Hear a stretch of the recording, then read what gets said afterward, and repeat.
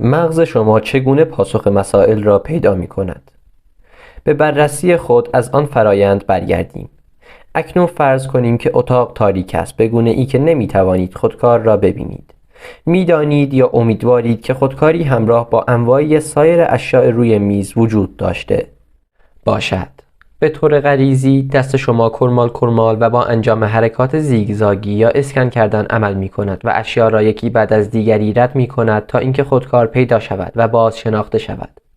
این مثالی از سرومکانیسم نوع دوم است. به خاطر آوردن نامی که موقتاً فراموش شده است مثال دیگری است. یک اسکنر در مغز شما در حافظه های ذخیره شده شما می گردد تا هنگامی که نام صحیح باز شناخته شود. یک مغز الکترونیکی مسائل را در حد زیادی به همین صورت حل می کند. ابتدا باید حجم زیادی اطلاعات به ماشین تغذیه شود. این اطلاعات ذخیره شده یا ثبت شده حافظه ماشین است. مسئله ای به ماشین ارائه می شود. ماشین در حافظه اش اسکن می کند تا هنگامی که تنها پاسخی را مشخص کند که با همه شرایط مسئله سازگار است و آنها را تامین می کند. مسئله و پاسخ همراه با هم یک وضعیت یا ساختار کل را تشکیل می دهند. هنگامی که بخشی از وضعیت یا ساختار مسئله به ماشین داده می شود، فقط اجزای مفقوده یا به عبارتی قطعه با اندازه صحیح را برای تکمیل ساختار مشخص می کند. با این موضوع در موتورهای جستجو در اینترنت و کارکردهای جستجو در نرم افزار کامپیوتر آشنا هستید. اولین نسخه های اینها در کامپیوترها نسبتاً کند، بد و ناکارآمد بودند. در مقام مقایسه نسخه های امروزی بسیار سریع ترند، ولی در مقایسه با موتور جستجوی معادل شامل در مغز شما هنوز حوزه و قدرت بسیار محدودی دارند. افرادی که کارورزان بسیار وفادار سایکوسایبرنتیک می شوند در استفاده از موتورهای جستجوی درونیشان بسیار عالی عمل می کنند. مثلا بسیاری از نویسندگان و سخنرانان به من میگویند که در مورد نیازشان به یک روایت، داستان، جوک خوب یا جزئیات فراموش شده یک داستان برای یک کار نوشتاری یا سخنرانی به ذهن نیمه هوشیارشان دستور میدهند. سپس چرتی میزنند و وقتی که بیدار میشوند دقیقاً مطلبی را که میخواهند در ذهنشان دارند.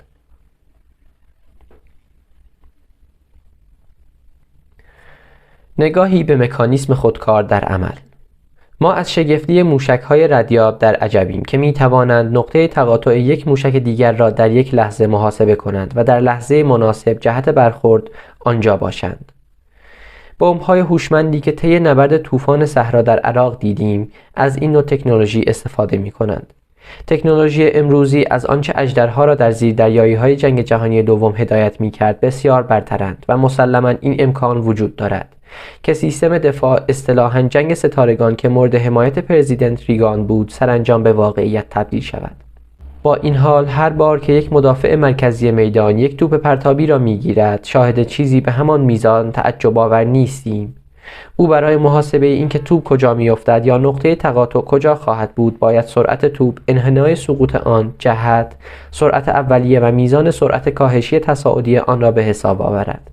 او باید محاسبه کند که با چه سرعتی و در چه جهتی باید بدود تا همزمان با توپ یا قبل از آن به نقطه تقاطع برسد. او در این مورد حتی فکر هم نمی کند. مکانیسم درونی هدفگرای او بر اساس داده هایی که از طریق چشمها و گوشهایش به آن تغذیه می کند آن را برایش محاسبه می کند. کامپیوتر مغز او این اطلاعات را می گیرد و آن را با داده های ذخیره شده، خاطرات سایر موفقیت ها و شکست ها در گرفتن توپ های پرتابی مقایسه می کند. همه محاسبات لازم در یک لحظه انجام می شوند و دستورات به ماهیچه های پاهای او صادر می شوند و او فقط می دود. علم می تواند کامپیوتر بسازد ولی اپراتور نه.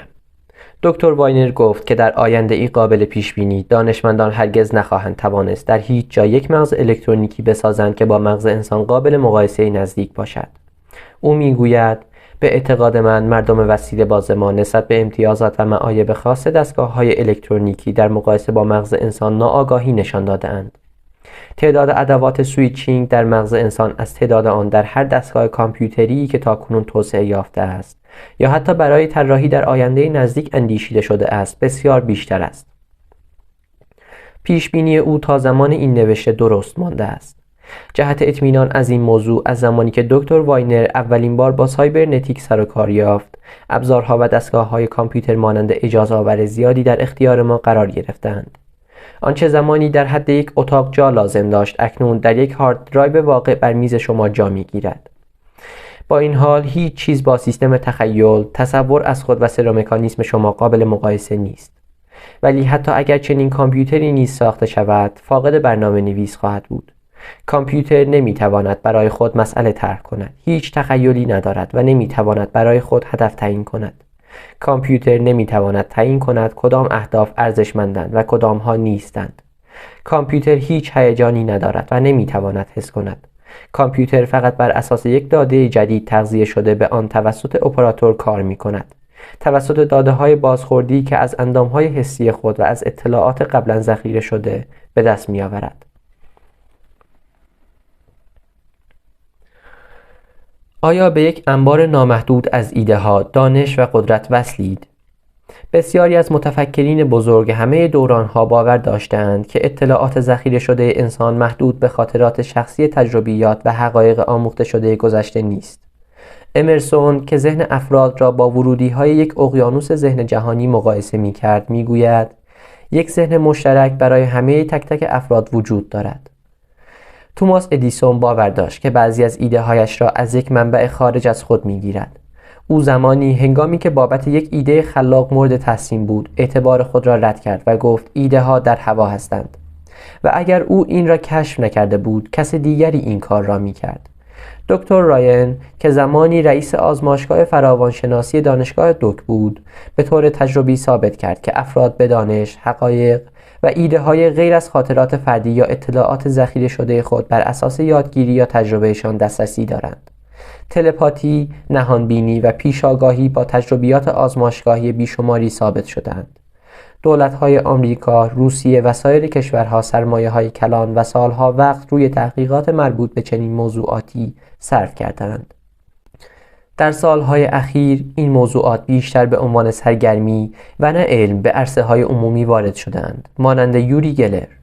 در حالی که قسمت اعظم آنچه از نظر تلپاتی در صحنه نمایش جادوگرها و ذهنگرایان روی می‌دهد چیزی جز کلک نیست، ولی هم گلر هم کریسکین قابلیت‌هایشان را در محیط‌های آزمایشگاهی مستندسازی کردند. خود کریسکین اصرار داشت که هر کسی همان قابلیت‌های او را دارد و تفاوت کار در توسعه و استفاده از آنها است. من در این مورد مؤکداً به تفکر توماس ادیسونی بیشتر علاقه‌مندم تا تفکر کریسکین، ولی اگر به کل گستره تحقیقات و نوشته‌های مربوطه از دهه 1920 تا کنون نگاه کنید، یک رگه مشترک با کاربرد بالقوه عظیم برای خود خواهید دید که مستقیما هم به سایکوسایبرنتیک مربوط می شود. می توانید کارهای حل مسئله یا ایده یابی را به سرومکانیسمتان بدهید، آن را به جستجو وادارید در حالی که خود به کارهای دیگر مشغولید یا حتی در حالی که می خوابید.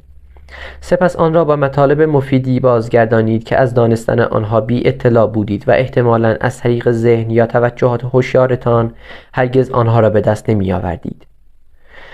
این موضوع برای افرادی که به طور منظم به سایکوسایبرنتیک اتکا می کنند به یک تجربه عادی و مزیت عمده تبدیل می شود و به آن علت رخ می دهد که سرومکانیسم نسبت به ذهن هوشیار به انبار بسیار وسیع‌تری از اطلاعات دسترسی دارد. گفته می شود که آهنگساز معروف شوبرت به یکی از دوستانش گفت که فرایند خلاق خود او از به خاطر سپردن یک ملودی تشکیل می شود که نه او و نه کس دیگری قبلا هرگز به آن فکر نکرده است. علاوه بر روانشناسانی که مطالعه‌ای از فرایندهای خلاق به عمل می‌آورند، بسیاری از هنرمندان خلاق نیز تحت تأثیر شباهت بین الهام بخشی خلاق، مکاشفه ناگهانی یا شهوده و حافظه انسان معمولی بودند. جستجو برای یک ایده جدید یا جواب یک مسئله در واقع با جستجوی حافظه برای نامی که فراموشش کرده اید خیلی مشابه است. می‌دانید که این نام در آنجا هست وگرنه جستجو نمی‌کردید. اسکنر مغزتان در خاطرات حفظ شده می گردد تا هنگامی که نام مطلوب باز شناخته یا کشف شود.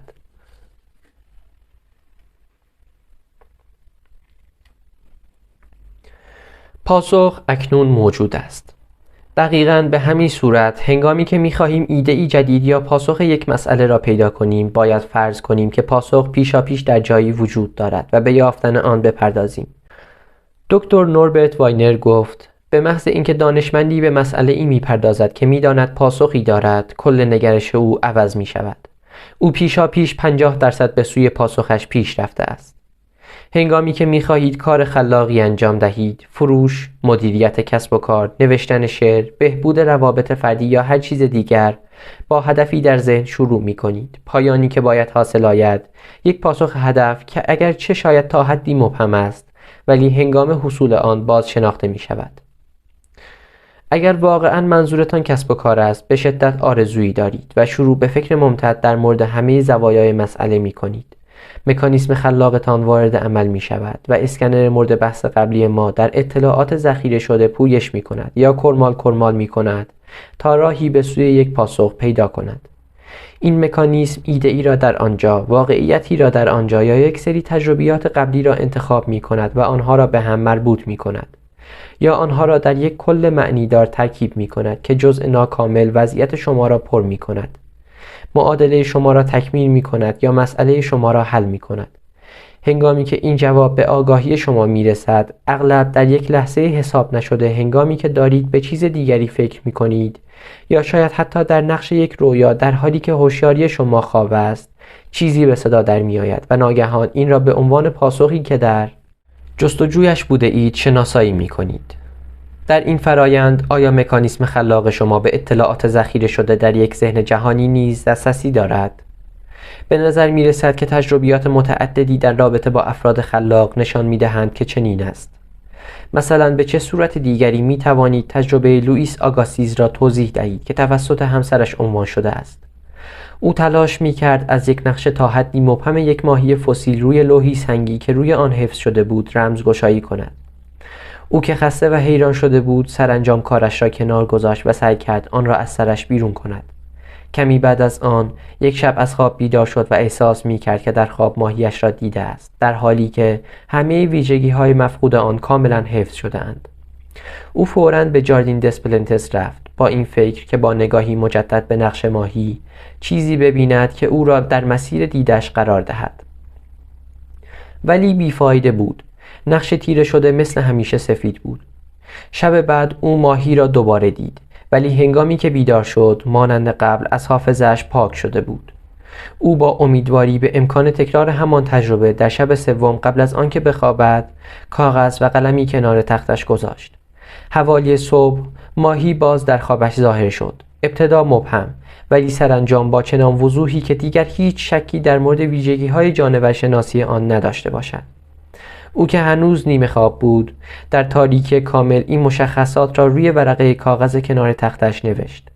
صبح روز بعد با کمال تعجب در طرح شبانه‌اش ویژگی‌هایی را دید که فکر می‌کرد غیر ممکن است خود فسیل آنها را نشان دهد. او با عجله به جاردین پلانتس رفت در حالی که ترسیمه‌اش را به عنوان راهنما همراه داشت و توانست سطح سنگ را بتراشد که در زیر آن ثابت شد که بخش‌هایی از ماهی مخفی شده‌اند. با آشکارسازی کامل فسیل با رویایش و ترسیمه‌اش مطابق بود و توانست آن را به سادگی طبقه بندی کند.